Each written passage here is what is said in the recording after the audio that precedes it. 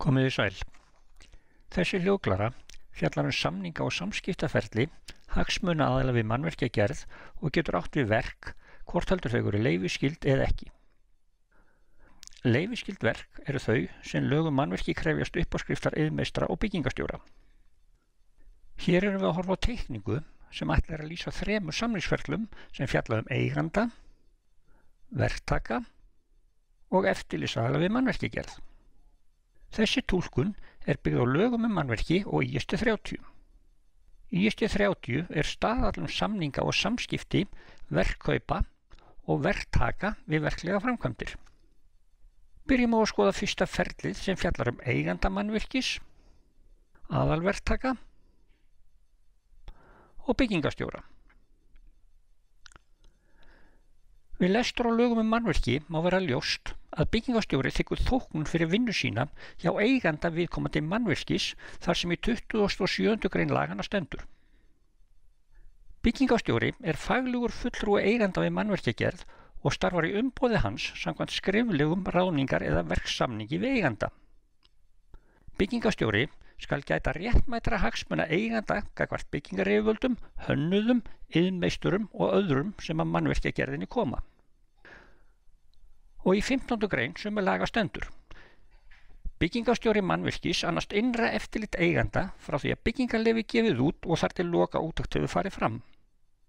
Hönnunarstjóri og byggingastjóri skulu gera eiganda grein fyrir tilhögun innra eftirlits samkvæmt því sem nánar er kveðið á í reglugerð og samningi við eiganda.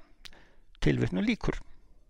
Í staðlunum ISD 30, grein 4.3 stendur hins vegar. Umsjónamaður verkkaupa er fulltrúi verkkaupans og hefur hann umsjón með eftirliti og með því að verktakinn standi við gerðarsamninga. Tilvitnun lýkur.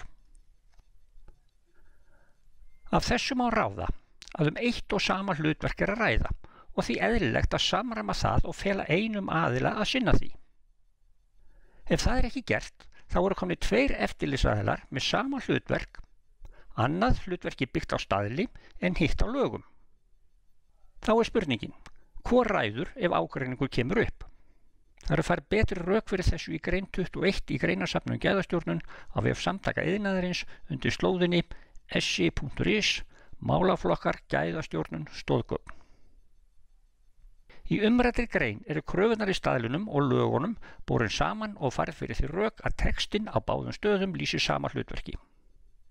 Færum okkur yfir á næsta ferli sem fjallar samninga aðalverktaka, undirverktaka og iðnmeistara. Það er ekki til lögum mannvirki sem krefst þess að eigandi og aðalverktaki geri með sér verksamning. Og þó undarlegt sé, kemur hugtaki verktaki aldrei fyrir í lögum mannvirki. Hins vegar fjallar kafli 3.1 í ISD 30 verksamninga eiganda og verktaka en slíka samning ætti að gera öll verk, stór og smá ef vel á að fara. Aðal- og undirverktaki sem vilja tryggja fagleg vinnubrögð og farsæl samskipti sín á milli ætti í öllum tilfellum að gera með sér skriflega verksamning. Í kafla 3.2 í ISD 30 er fjallað samninga og samskipti aðal- og undirverktaka. Ef verk er leyfisskylt, það er að segja að krafist uppáskriftar iðnmeistara, þarf aðal- og eða undirverktaki að semja við iðnmeistara vegna tiltekinna verkþátta aðkomu hans að verkinu sé sérfræðings í lögum, reglum og faglegum vinnubrögðum. Það er mikilvægt að gera sér grein fyrir því að hlutverk verktaka annars vegar og iðnmeistara hins vegar er ekki eitt og það sama. En þessi 2 ólíku hlutverk eru æði oft á herðum sömu persónu, ekki síst þegar einyrkja eða smærri verktaka er að ræða. En þá er afar mikilvægt að greina þar á milli til að auðvelda iðnmeistara að fullnægja þeim kröfum sem á hann eru lagðar í lögum mannvirki. Það er ekkert í lögum mannvirki varðandi samninga á milli iðnmeistara og verktaka. Hins vegar væri slíkt fyrirkomulag æskilegt og ennþá mikilvægara er að viðkomandi verktaki gefi iðnmeistara kost á að sinna hlutverki sínu sem iðnmeistara samkvæmt lögum. Færum okkur nú yfir á 3. ferlið hlutverk aðalverktaka, byggingastjóra og eða umsjónamanns verkkaupa ásamt iðnmeistara.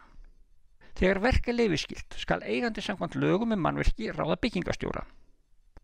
Það jafnframt orðin löng hefð fyrir því að opinberir sem og ýmsir aðrir verkkaupar ráði eftirlitsmann sem umsjónarmann verkkaupa samkvæmt ákvæðum ISD 30. Ef verk leyfisskylt þarf byggingarstjóri að samþykkja ráðningu iðnmeistara og skal samkvæmt lögum gera við þá skriflegan samning. Iðnmeistari sem slíkur hefur enga fjárhagslega aðkomu að verkinu og þess vegna ekki að ræða hefðbundin verksamning. Byggingarstjóri og iðnmeistarar þurfa að eiga mikil samskipti og mikið samstarf meðan á verkinu stendur. Lög gera ráð fyrir að þessir aðilar semji hvernig samskiptum þeirra verði háttað þar sem í lögunum stendur. Byggingarstjóri ræður iðnmeistara í upphafi verks með samþykki eiganda eða samþykki ráðningu þeirra. Samsvarandi gildir uppsögn iðnmeistara. Byggingarstjóri skal gera skriflegan samningu iðnmeistara sem hann ræður í umboði eiganda. Í samningi skal meðal annars koma fram á hvaða verkþáttum iðnmeistari ber ábyrgð. Tilvitnun lýkur. Dæmi samninga milli byggingarstjóra og iðnmeistara geta meistarar og byggingarstjórar sem félagsmenn meistarafélaga eða samtaka iðnaðarins nálgast hjá samtökunum. Iðnmeistari þarf að standa skil gagnvart byggingarstjóra að farið sé að lögum að byggt hafi verið samkvæmt teikningum og verklýsingum og viðhöfð fagleg vinnubrögð á þeim verkþáttum sem hann ber ábyrgð á.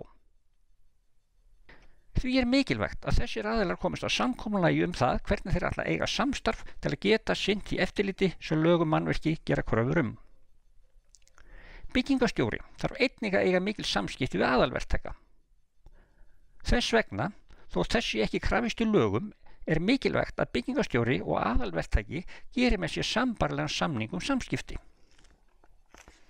Að lokum skulum við í stuttu máli renna yfir helstu ábyrgðir og skyldur þeirra aðila sem hér hefur verið fjallað Eigandi mannvirkis ber ábyrgð á að unnið sé samkvæmt lögum mannvirki, lögum byggingarvörur og reglugerð öryggismál við tímabundna mannvirkjagerð. Umsjónarmaður verkkaupa starfar samkvæmt ISD 30 en byggingarstjóri samkvæmt lögum mannvirki. Þetta sami aðili í leyfisskyldum verkum. Þeir þurfa að standa skil gagnvart eiganda og byggingaryfirvöldum. Verktaki ábyrgur á öllum þáttum verksins samkvæmt samningi við verkkaupa, ásamt lögum og reglum sem varða rekstur verksins og skal sanna efndir gagnvart byggingarstjóra og eða umsjónarmanns verkkaupa. Undirverktaki ábyrgur gagnvart aðalverktaka á forsendum verksamnings og þeirra laga og reglna sem eiga við rekstur verksins og skal sanna það gagnvart aðalverktaka. Iðnmeistari starfar samkvæmt lögum á að tryggja að farið sé að lögum mannvirki og lögum byggingarvörur og skal sanna það gagnvart byggingarstjóra.